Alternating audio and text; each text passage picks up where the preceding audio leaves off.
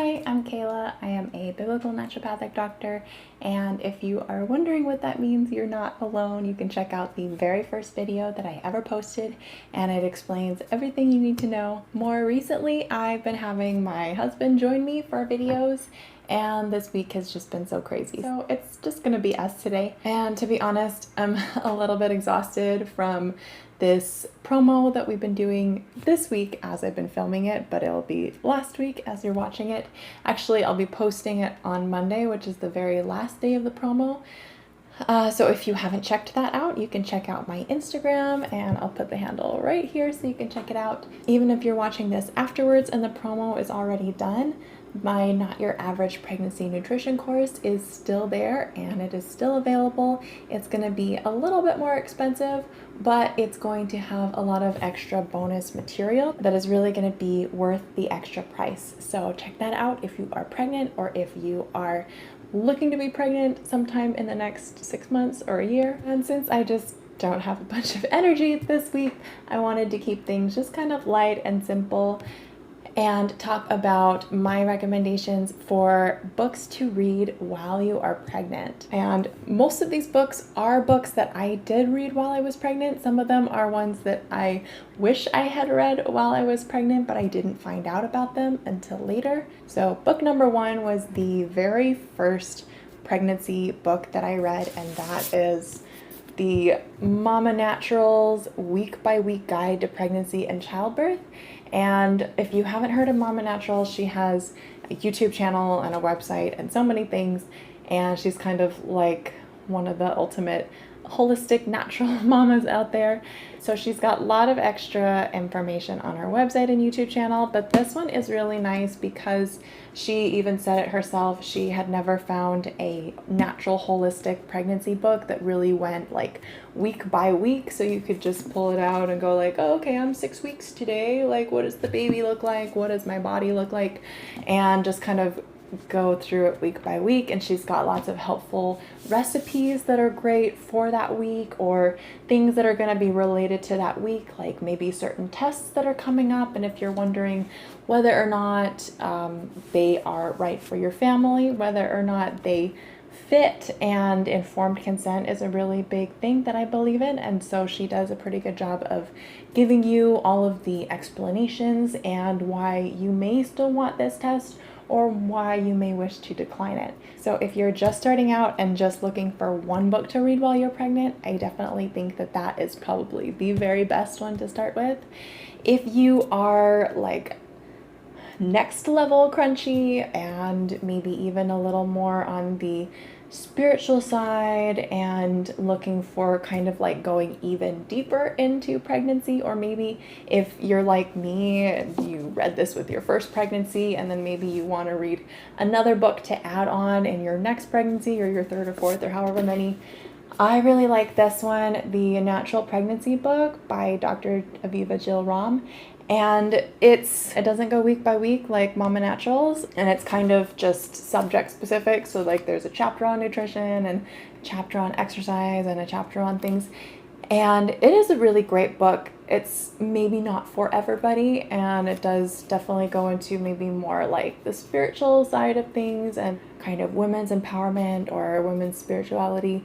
Some of the spiritual things do not fit my particular religion and spiritual outlook, and that's totally fine. I think she is maybe trying to be a little more inclusive to a lot of different kinds of people, so you can just take what you like and filter out the rest, and that's totally fine. I do like that at the back she does have a lot of like natural recommendations for specific things. So like if you have morning sickness, high blood pressure, if you have varicose veins, like certain things that are very specific that make a really nice guide to look up natural remedies for certain things if you'd rather not have the pharmaceuticals or just rather go a more natural route. So those are the ones that are specific to pregnancy. And then my favorite one about childbirth is just the classic Ina May Gaskin's Guide to Childbirth.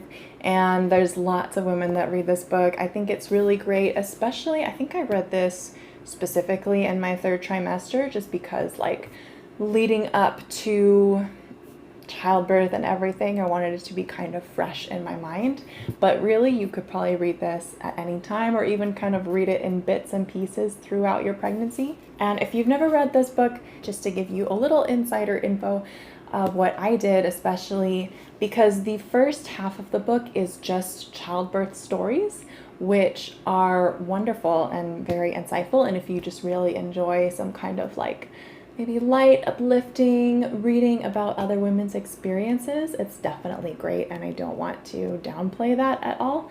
But if you're just looking for more of like the meat and the like why natural childbirth is so amazing, and why kind of like what to do and how to be really informed on all of your options and informed on certain things that a doctor may or may not tell you, that's going to be the second half of the book. So I think I actually read the second half of the book first, just to get all of the info, and then as I got closer to my due date, I read the first half and I read through all the stories. And something that I did really like about the stories, because I feel like a lot of women that are very pro natural childbirth is like, oh, it's so great and it's so smooth, and like you won't have to go to the hospital and like nothing will go wrong. And hopefully, truly, like a lot of times that is great, but I noticed there are some stories where like it just allowed for some of the imperfections, I guess you could say, or just the things that come up in childbirth that are maybe not ideal, but are still okay and still manageable. Like, you know, maybe one woman, her labor lasted for like 2 days, and how she managed that with the midwives. Or like somebody else who maybe the baby wasn't in like the most ideal position and they needed to do certain things to move the baby around, and they worked it out and it was great. And so I think it's really helpful to have maybe like a good realistic idea of childbirth, that things don't always just go perfectly and smoothly, and that's okay, because like your midwife is trained to deal with certain things that come up, to make adjustments, to help you through things as smoothly as possible. So I felt like that was really helpful, at least for me. And the next book is not a book about pregnancy, but I felt like it was so helpful to read it while I was pregnant. And that was Dear Parent, Caring for Infants with Respect by Magda Gerber. And the reason why I felt like this was so important to read while I was pregnant was because once your baby is already born, you're just like in the thick of things and you're sleep deprived and you don't know what to do and the baby's crying all night, and you know, certain things like that, that like it's really hard to be like learning how to be a parent in that moment. And I felt like this was so helpful because this book is about having a good kind of like respectful relationship with your child, and kind of how to go about that when you're nursing and when you're putting them to sleep and when you're changing their diaper, and doing all of these things that really enhanced my relationship with my daughter, and hopefully will enhance the rest of my relationships with my other children. And I think if you were to read this after your kid was born, it's still possible for sure, but it's just going to be a little bit harder because you might have already gotten certain habits set up. You might have already fallen into certain ways of doing things, but it was really nice just to have like my parenting philosophy kind of already set in my mind, so that as soon as the baby was born, I was like, okay, this is how I'm going to talk with her. These are some of the words that I'm going to use. This is how I'm going to go about things. And so I really liked that. She is an amazing parenting and child expert, and it definitely has just changed my whole relationship and my husband's relationship with our daughter, and the way that she is so just independent and intelligent and communicates well and understands us when we communicate. And so all of those things have just made for a less stressful, much more pleasant relationship and just day-to-day life with raising a now toddler. The next book I don't have a physical copy of, so I'm just gonna put it right here. And the reason why is because I didn't actually read this book while I was pregnant, and I really wish that I had, because The Womanly Art of Breastfeeding is like the go-to book on breastfeeding, and I really was not as educated about breastfeeding as I wish that I had been going into having my first child. And it came with a lot of speed bumps and a lot of things, a lot of stress, and just a lot of things that I felt like I could have easily avoided. I honestly don't know what I was thinking, because normally I'm such a researcher and a nerd and an overachiever. I guess I just kind of thought like, oh, I'll watch a few YouTube videos and it'll be fine. So I don't know what was going on there.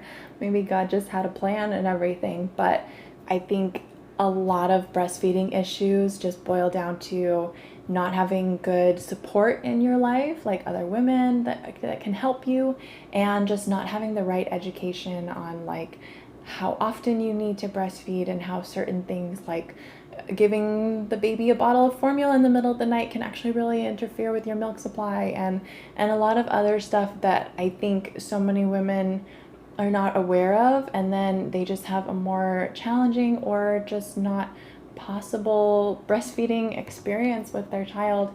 And I know that that can be a really sensitive and emotional issue for some women, and if it's not for you, then that's fine. But I do know plenty of women that just didn't get the breastfeeding experience that they wish that they had had, especially with their first child. A lot of women, it seems like by their second child, they kind of course corrected or figured things out a little bit better. So I just felt like that book was so helpful, and it really was encouraging and supportive to read. It was almost like having another mom or like a Lil HA League leader just like sitting in my living room with me while I was attempting to breastfeed my child. And then the last book is probably like the most crunchy book that I could recommend. So it's maybe not for everybody if you're just kind of like crunchy light, or if you just like kind of like natural things, but if you're like a super nerd and you really like herbalism and a lot of like natural remedies for things, the Nursing Mother's Herbal, I actually have to admit I have not read this one, and it is like right there on my list to read. But it makes a really nice reference book. For one thing, in the back it's got like a list of like a lot of the common herbs and how safe they are for breastfeeding, and some other helpful information. And I felt like even in my training, my herbalist training and everything, they really don't tell you that much about like safe herbs for pregnancy and breastfeeding. And I don't know why, because it's so critical to a child and a mother's health. And I've heard so much conflicting information. Like some people will say, oh yeah, this is perfectly safe for pregnancy. Or other people will say like, no, that could like cause a miscarriage, or like certain, you know what I mean? Like there's just a lot of conflicting thoughts out there. And so I think being educated and doing more research than just looking on Google is really helpful if you are the kind of person that you really enjoy herbs and other kinds of natural remedies. But just kind of skimming through the book that I have done so far, it seems like it's very helpful, not just for knowing what herbs are safe, but also for like herbs for postpartum recovery and really taking care of yourself, and any like breastfeeding issues, like maybe you get a bacterial infection in your breast and how to treat that naturally instead of getting antibiotics from the hospital, and just some other helpful breastfeeding things and postpartum healing, and even some like helpful remedies and things for your baby, like if your baby has colic or like some other things that come up, how you can really address that naturally if you're kind of a do-it-yourself, at-home herbalist kind of mom. So I'm really looking forward to reading this as soon as I can, and looking forward to it informing my next pregnancy and postpartum and breastfeeding experience. So those are all of the books that I really enjoy and recommend if you're looking for some extra reading and some good at-home, natural, holistic ways of doing pregnancy and postpartum recovery and breastfeeding. And parenting. I know like gentle and respectful parenting is not necessarily specifically holistic, but I think it does really like complement the holistic mindset. And if you get a chance to read all of those, they're really great, or you can just pick and choose which ones stand out the most to you. So please like and subscribe this video so that you can continue to get more helpful pregnancy and postpartum information for just having the smoothest and most holistic experience that you can. And if there's any books that I didn't mention that you've heard about, I would love to hear about it because I am a nerdy book collector, so I would love to read them. If you have found a great book that really enhanced your pregnancy and postpartum and breastfeeding experience, so please leave a comment to share below, and I will see you next time. Bye!